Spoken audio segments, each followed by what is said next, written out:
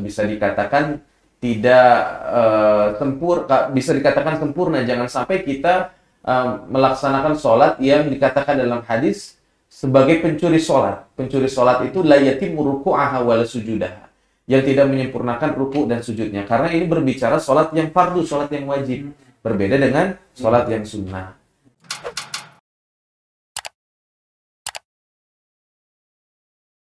Iya, karena sholat itu tiang agama. Tiang agama. Kalau ibarat sebuah rumah, tiang rubuh. Ya, fondasinya itu. Ya. Kalau kiblat itu gimana penting, Pak Ustadz? Berkaitan dengan kiblat. Iya. Baik. Kalau dalam perjalanan ya, jadi ini semua juga sebenarnya sudah dibahas ya dalam fikih, sudah diatur dan dijelaskan bahwasanya memang kalau dalam kendaraan ini, kalau dalam berbicara tentang kiblat ini merupakan hal yang menjadi syarat ya dalam sholat gitu, karena kita harus menghadap kiblat gitu.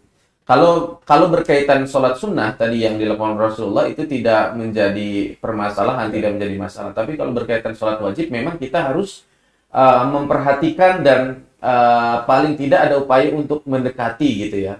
Makanya ada beberapa tips atau siasat.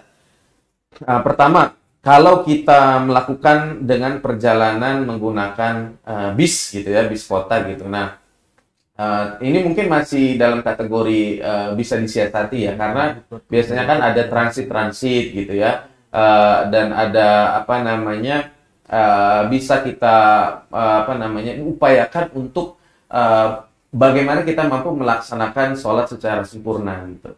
Kalau misalkan berkaitan dengan kereta kapal laut misalkan, kapal laut bagaimana? Dalam hadis pernah dijelaskan bahwasanya Rasulullah mengutus salah seorang sahabat untuk pergi ke suatu daerah.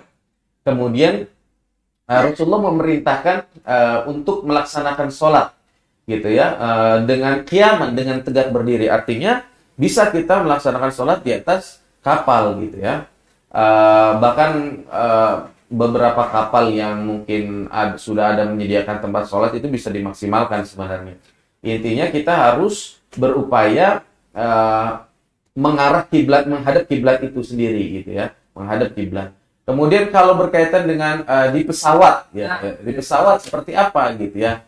Nah, kalau di pesawat ini sebenarnya ada, karena sekarang ini sudah semakin canggih ya, ada teknologi yang disebut dengan GPS mungkin ya. Jadi di tengah kabin kapal itu sebenarnya kalau memang sudah itu kan sebenarnya ada, terus di LCD monitor itu sudah ada, dan kita bisa menentukan gitu ya, mengatur atau menentukan di mana nih kita untuk arah kiblatnya gitu, terkaitan dengan arahnya baik di barat atau di timur keberadaan pesawat kita itu gitu kan. Nah, kalau melihat dari waktunya kita masuk maghrib, isya, asar atau apa gitu. Nah, itu bisa dilihat dari cuaca yang kita bisa lihat dari jendela gitu ya.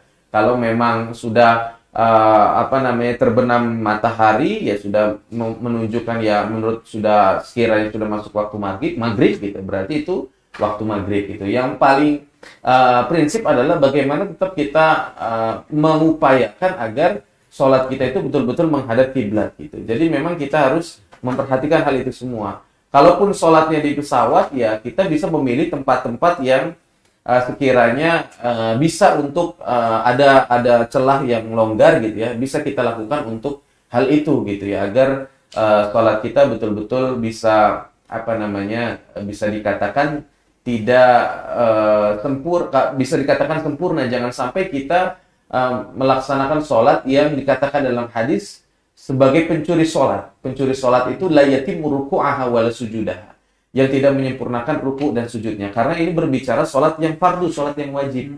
Berbeda dengan sholat yang sunnah. Jadi, Allahu a'lam bishawab, kurang lebih seperti itu. Oke.